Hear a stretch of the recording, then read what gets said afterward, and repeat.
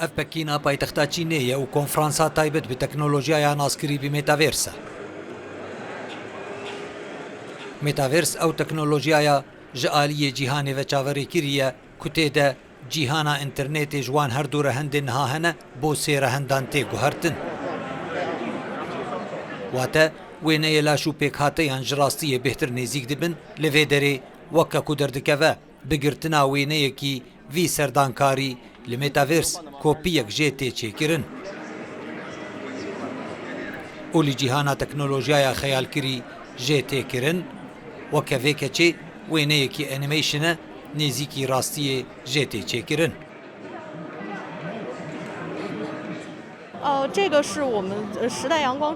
Birêya van kamerayan di yek çîrkeyê de hemû laşê mirov skan dike û kopyekî temam wek xwe çê dike.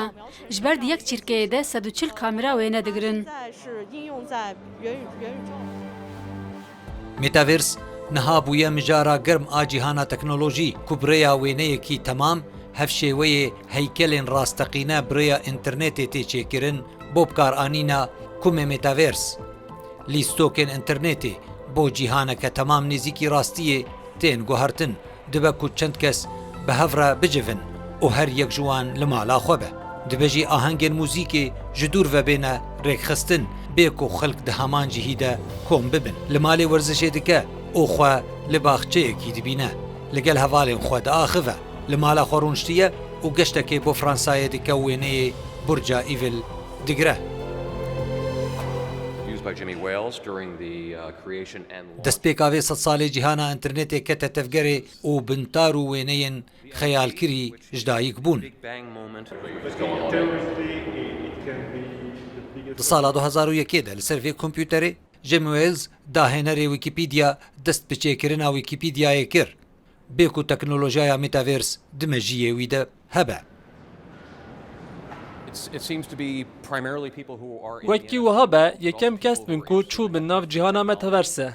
Li vir her tiştî dest pê kir. Cîhana înterneta durehend ber bi cîhangeriyê ve gav avêtine.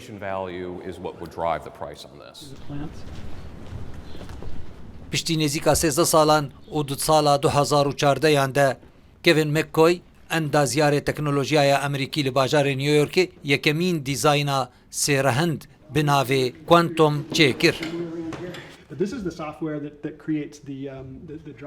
û ev jî bi yekemîn heykelê dijîtala sêrehend li cîhanê tê naskirin.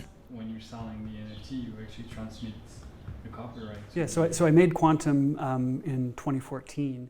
من di 2014 de Quantum çêkir ew parçeyekî animasyona dijîtalî ye bi rêya hezaran kod û softwêrên taybet hatiye çêkirin. Yekemîn dîzayn jî ku koda taybet bû wê hatibû danîn mebesta min blockchain e.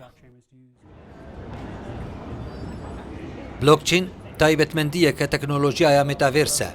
Birêya wê her çi dibe dîzayn, tişt, belge, lîstokên kompyûter an her heykelekî sêrehendî ku li Metaverse tê çêkirin koda piştrastbûnê werdigire heta ti kes nikaribe biguhere yan sextekariyê tê de bike yan bidize. Lewra sal li pey salê bazirganiya kirîn û firotina tiştên dijîtalî bêhtir dibe. Li vê derê li bajarê Dubey yê Îmaratê nimayîşa taybet bi tabloyên dijîtalî hatiye vekirin. Bi dehan tabloyên sêrehendî hatine nimayîşkirin. Beşek ji wan di kokê de dijîtalî ne. Beşekî din jî kopîyekin ji tabloyên rasteqîne ku bi destê nîgarkêşan hatine çêkirin û bi teknolojiyaya Metaverse hatine sêrehendkirin.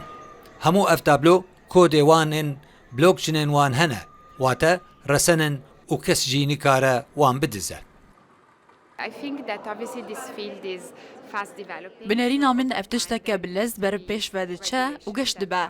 û ji niha û şûn de pêwistiya wê bihandan û asankirinê heye heta baştir bibe.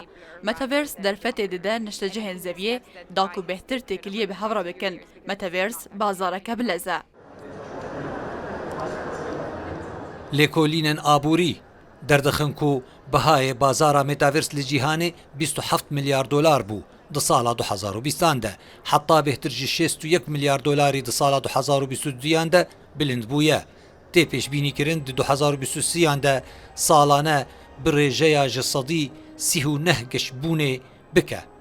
و حتا ساڵە 2030 بەهایەوەی بگهێژە نێزیکە 900 ملیار دۆلارên ئەمریکی.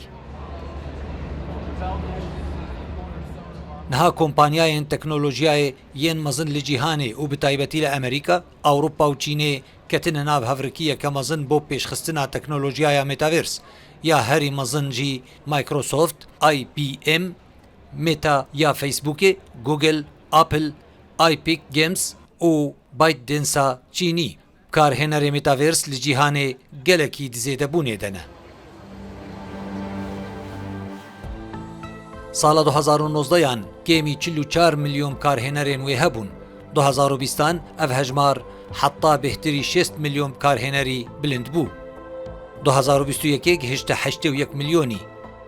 2022 1 ملیار کارهێنەر دەرباس کرد. تێ پێشبینیکردن 2023 بگهێژە بهتری 1 ملیار و 400 ملیۆن کارهێنەری. نها میتاڤێرسێ تەنێ جیهانا دیتن و گوهگرتنێ خۆگرتیە لێ دەسبە ڕۆژەکە نێزیکدا تایبەتمەندیە دەستلێدان و هەستکردنێژی بۆ وێ زێدە دەبە. مێتاڤێرس دچە هەموو کون و جهێن جیهانا مرۆڤان و دبرایەک بۆ گەهشتنا جهێن نەگەهشتی و دیتنا تشتێ نەدیتی.